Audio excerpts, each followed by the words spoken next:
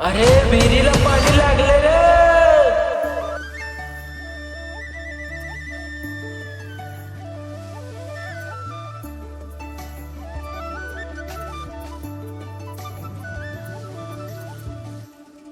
पाणी पाणी हा आपल्या आयुष्यातील एक असा घटक आहे जो आपल्या आयुष्यात एक दिवस जरी नसला तर आपला जीव कासावीस होतो.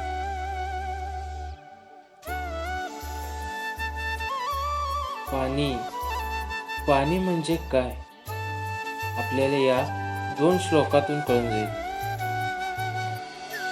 जल ही प्राणः जलशस्य जीवनम न जलेन विना लोके शस्य बीज प्रजायते.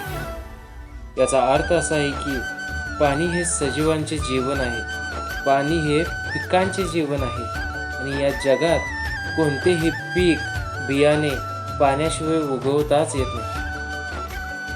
जलबिंदू निपातेन क्रमशः पूर्यते घटा स हेतू सर्व विद्यान धर्मस्यच धनस्यच. याचा अर्थ असा आहे की जसे की पाण्याचा थेंबाथेंबाने घडा भरतो तसेच सर्व विद्या धर्म आणि धनही मिळतात. पाणी ही आपल्या आयुष्यातील एक अशी गोष्ट आहे ज्याला आपण कधीच आपल्यापासून लांब ठेवू शकत नाही.